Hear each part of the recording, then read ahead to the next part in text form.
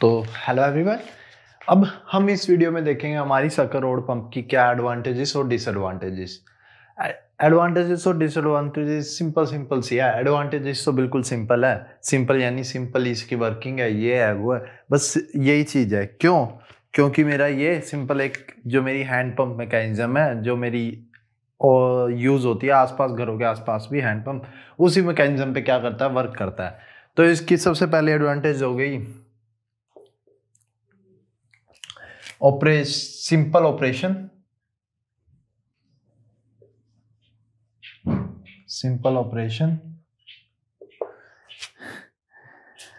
और जो मेरा फील्ड पर्सनल है ना वो फेमिलियर रहता है इससे। जो मेरा मतलब जो मेरे रोस्ट अबाउट्स होते हैं या जो भी होते हैं मेरे, वो जो फील्ड में बंदे काम कर रहे रहते हैं वो जल्दी से समझ जाते हैं भाई मेरी एसआरपी की वर्किंग कैसे रहेगी। तो field personnel simple operation, field personnel are familiar with mechanism.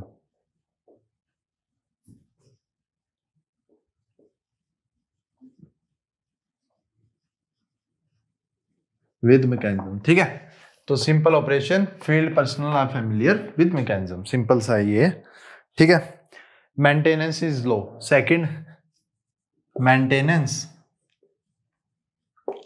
लो होती है इसकी,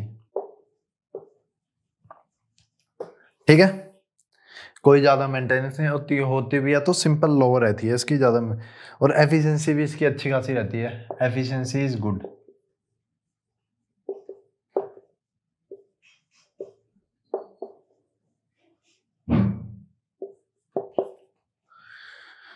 और अगर मेरे को अगर फील्ड के हिसाब से इसमें कुछ चेंजेस करने हैं शक्कर रोड में तो कैलिब्रेट या उस फील्ड के हिसाब से ऑप्टिमाइज भी आसानी से हो जाती है।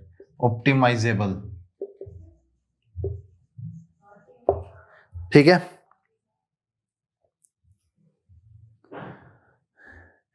ऑप्टिमाइजेबल। और जो मेरा बाद में अगर मेरी शक्कर रोड पंप की क्या लाइफ खत्म हो गई मेरी, उसकी जो वो होता है स्क्रैप हो गया, एक तरह से स्क्रैप हो गया, तो स्क्रैप को भी अगर मैं सेल करूँ ना मार्केट में अच्छी कॉस्ट मिल जाती है मेरे को। जो शक्कर रोड पंप का जो एंड में स्क्रैप बचता है उसको बोलते हैं सैल्वेज वैल्यू। स्क्रैप वैल्यू को बोलते हैं सैल्वेज वैल्यू। तो मेरी क्या सैल्वेज वैल्यू भी क्या अच्छी खासी, सैल्वेज वैल्यू मेरी क्या, salvage value of surface as well as subsurface and subsurface is high, ठीक है। तो ये मेरी सिंपल सी एडवांटेजेस हैं। सिंपल एडवांटेज है इसकी, जो मेरी सिंपल वर्किंग रहती है इसकी, इजी टू नो रहता है, मेंटेनेंस लो रहती है, एफिशिएंसी गुड रहती है और ऑप्टिमाइजेबल रहती है, ठीक है। तभी मेरी ऑन शोर में ज़्यादातर काफ़ी जगह यूज़ होती है। अब मैं देखता हूँ मेरी डिसएडवांटेजेस क्या होती हैं। डिसएडवांटेजेस में मेरे आते हैं मेन पॉइंट्स।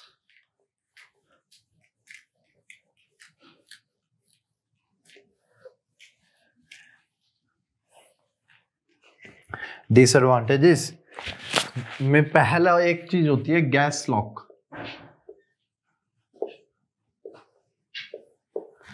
मेरी गैस लॉक क्या रहता है, मेरा गैस लॉक रहता है, ये हमारी स्टैंडिंग वॉल्व होती है और ये मेरी क्या होती है, ट्रैवलिंग वॉल्व होती है। और इसमें मेरा क्या लगा रहता है भाई, इसमें मेरा प्लंजर लगा रहता है, इतना तो मैंने पढ़ ही लिया है, तो मेरा प्लंजर लगा रहता है। ये मेरी क्या हो गई, केसिंग हो गई। अगर बाय चांस यहाँ पे गैस भी आ गई ना ऑयल के साथ, इस एरिया में गैस भी आ गई, तो जो ये वाली है ना बॉल, ये वाली बॉल खुलेगी ही नहीं। क्यों? जब ये नीचे की तरफ आएगी ना तो गैस कंप्रेस होती जाएगी, उसको खोल ही नहीं पाएगी वो गैस कंप्रेस होती जाएगी। जब ऊपर की तरफ उठेगी तब भी वो खुल जाएगी, मतलब गैस कंप्रेसिबल होती है ना,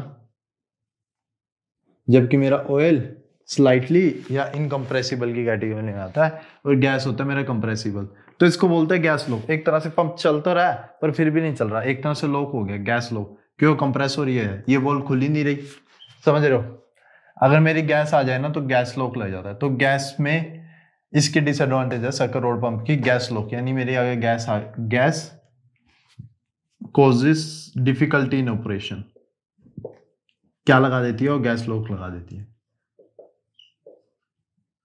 डिफिकल्टी इन ऑपरेशन, ठीक है, गैस कॉजेस डिफिकल्टी, ठीक है। दूसरी मेरी इसकी डिसएडवांटेज रहती है, जो मेरा सैंड और सॉलिड मटेरियल रहता है ना, सैंड या सॉलिड मटेरियल अगर मेरा आ जाए ना, सैंड और सॉलिड मटेरियल सेटल हो जाता है यहाँ पर वॉल के नीचे। जो मेरी बॉल रहती है ना, स्टील की बॉल रहती है ना, स्टील की बॉल रहती है, एक स्पेयर रहता है स्टील का, उसके नीचे अगर उसके आसपास सेटल हो गया तो इसके क्लोजिंग या ओपनिंग में ये अच्छी तरह से सील नहीं हो पाएगा।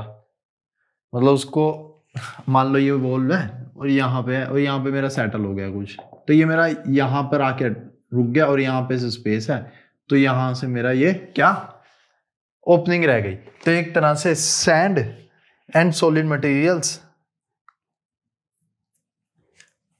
सैंड एंड सॉलिड मटेरियल, ये भी मेरी क्या करती है, difficulty creates difficulty in mechanism in working.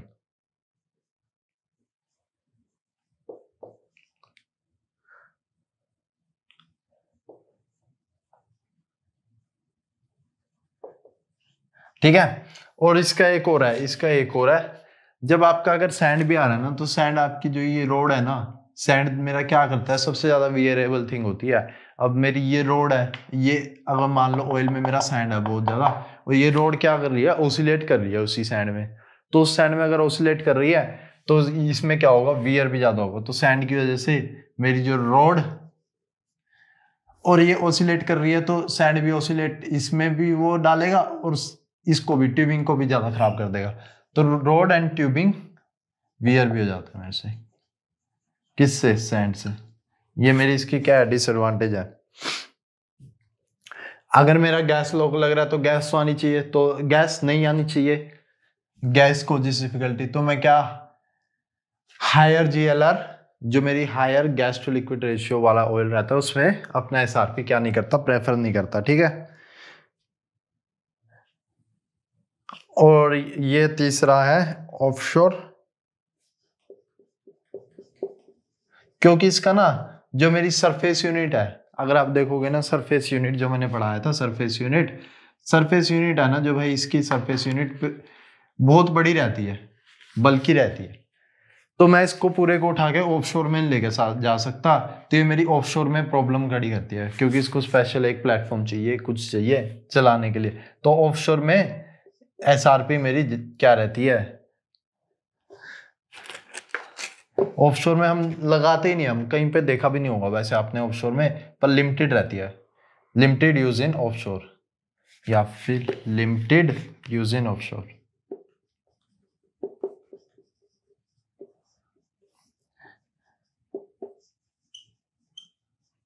क्यों, क्योंकि मेरा जो ऊपर सरफेस वाला पार्ट है वो बड़ा रहता है इसका, ठीक है। तो लिमिटेड यूज इन ऑफशोर, और मेरे ख्याल से यूज होता ही नहीं मेरे ख्याल से इसका ऑफशोर में, ठीक है। बस यही थी मेरी क्या इसकी डिसएडवांटेजेस, ये मेरी मेन डिसएडवांटेज। गैस लॉक मेरी मेन डिसएडवांटेज है, इस पे क्वेश्चन पूछ सकते हैं। दूसरा ऑफशोर में यूज होती है नहीं होती। अगर मेरी सैंड और सॉलिड मटेरियल आ जाए तो रोड एंड ट्यूबिंग भी है। और एक और पैराफिन भी मेरी क्या डिफिकल्टी प्रेजेंट कर सकती है। अगर मेरा पैराफिन डिपॉजिट हो गया ना यहाँ पर वर्किंग बैरल के अंदर, तो प्लंजर जब मेरा ऑसिलेट करेगा ना, तो वहां पे क्या मेरा स्लिपेज या लीकेज वगैरह बढ़ जाएगी। तो paraffin also causes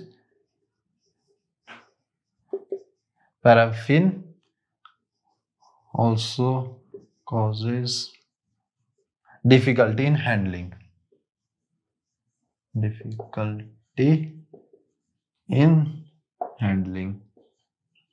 of operations, ठीक है। Paraffin also causes difficulty in handling of operations, paraffin deposition. तो बेसिकली यही है मेरे डिसएडवांटेज।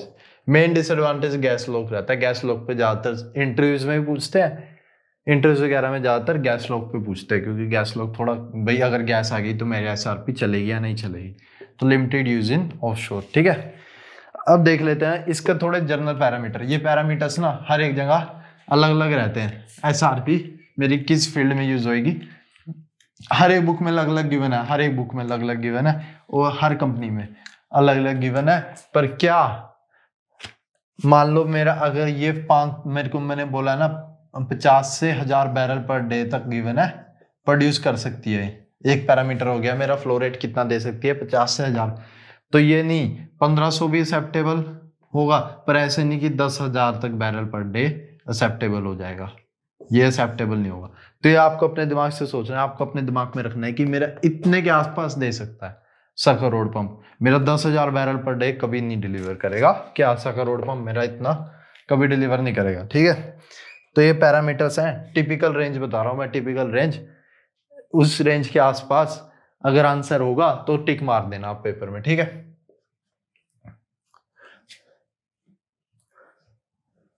कितनी डेप्थ तक लगा सकता हूं मैं, ये मैंने लिखा ऑप्टिमम और ये डेप्थ, ठीक है, ऑप्टिमम डेप्थ।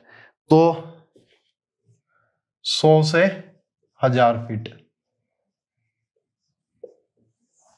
ठीक है। ये नोटबुक में ऐसे कैसे ही बनाना है आपको टेबल, ठीक है।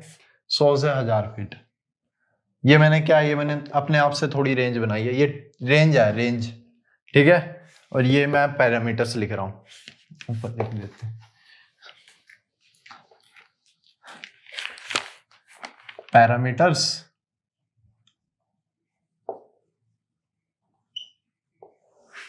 रेंज,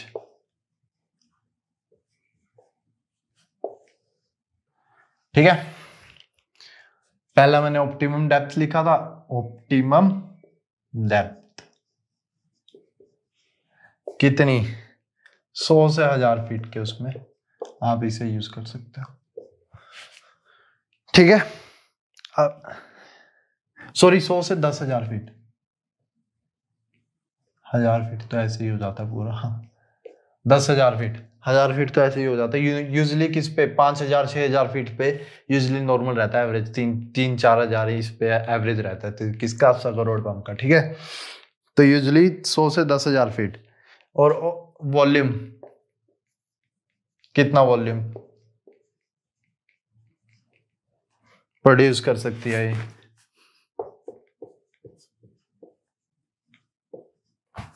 5 से 1500 बैरल पर डे, ठीक है। अब इतनी रेंज है ना, अगर इसके आसपास आए तो आंसर सही है। अगर 10,000 बैरल पर डे आ रहा है और आपको बोला कि एसआरपी लगेगी, तो आप उस पर क्रॉस मारोगे, नहीं लगेगी, ठीक है।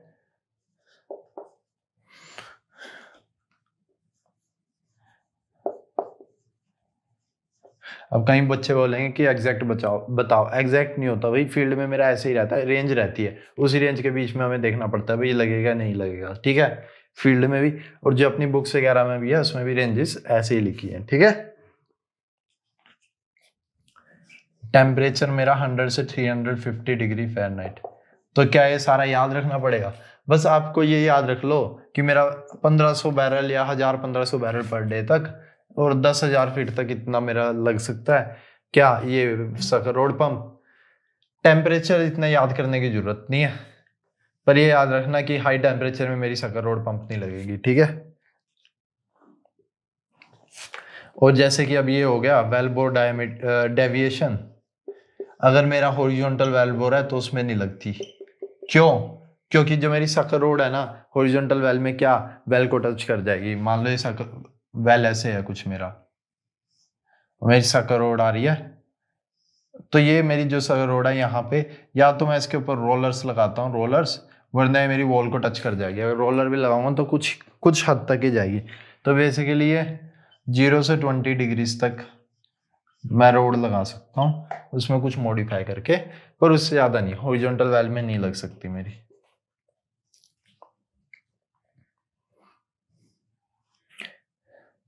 एफिशिएंसी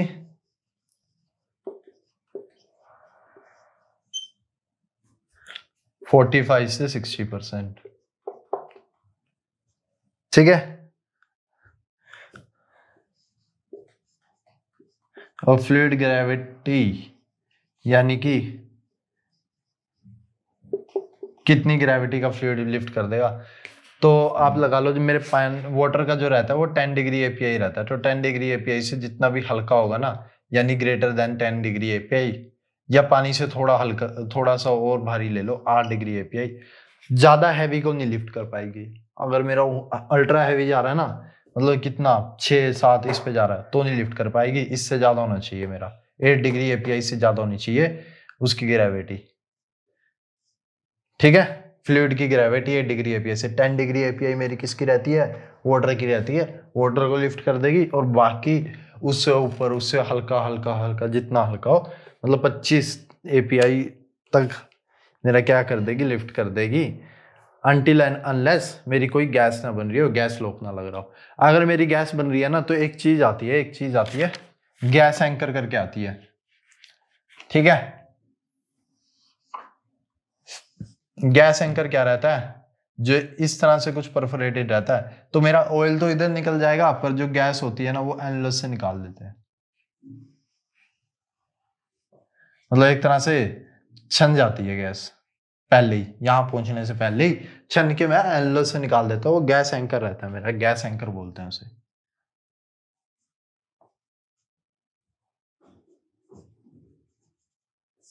अगर मेरी गैस आ रही है वेल में, तो मैं गैस एंकर लगाता हूँ। ठीक है, तो यही है मेरे मेनली पैरामीटर्स। ठीक है, ये पैरामीटर्स आप क्या नोटबुक में नोट कर लेना। ठीक है, 0 से 20 डिग्री, ज्यादा डेविएशन नहीं हो सकता। 10,000 फीट तक लगा दूंगा, 1500 बैरल पर डे, एफिशिएंसी 45 से 60%। ये याद रखा था मैंने। टेम्परेचर मैंने बता दिया, ये भी आपकी मर्जी है, याद रखना और रखो। ठीक है, तो ये थे मेरे एडवांटेजेस, डिसएडवांटेजेस, और मेरे एसआरपी किस पैरामीटर पर काम करता है। ठीक है, चलो ये इस वीडियो में बस यही था, एडवांटेजेस, डिसएडवांटेजेस एंड पैरामीटर्स।